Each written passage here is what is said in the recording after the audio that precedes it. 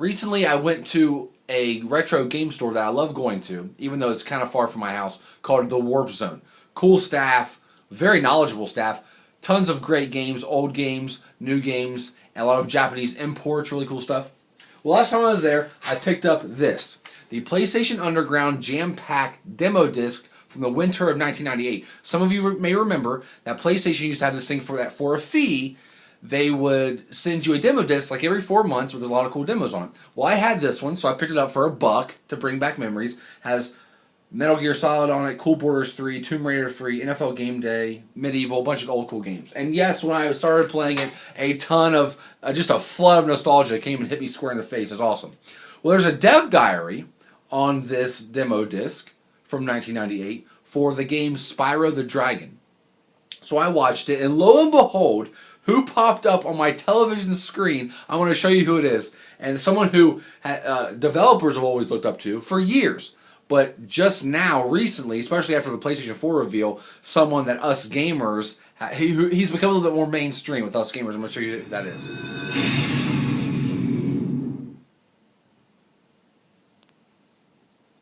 Spyro the Dragon came out in September of 1998 for PlayStation 1. And obviously, they had a lot of spin-offs and sequels. And when you make a game, all you start with is a blank piece of paper and a few big ideas. True.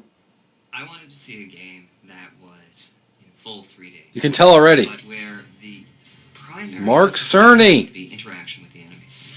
To the best of my knowledge, that had never been done before. And now look, hold on. Look who's coming up. Pulls you in. How can you make it stand out from other games? Your team will hit development walls and have to search for breakthroughs. Look at those graphics. Those were sick, dude. Back in the day. Look at open world. PlayStation Underground.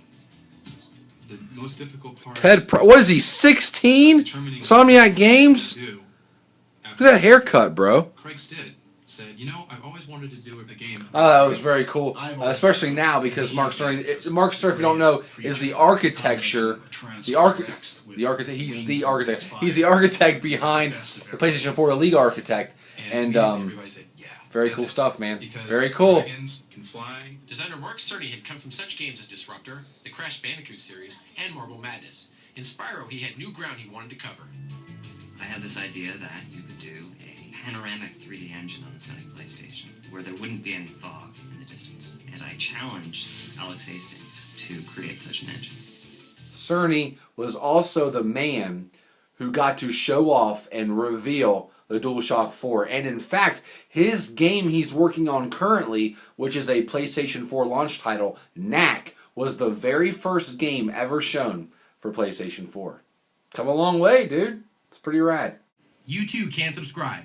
4 times a year, you get 2 CDs packed to the hilt with game demos, video interviews, event footage, downloads, and more. All this for only $29.95 a year. In the meantime, check out this issue of the Underground Jam Pack and see what you've been missing.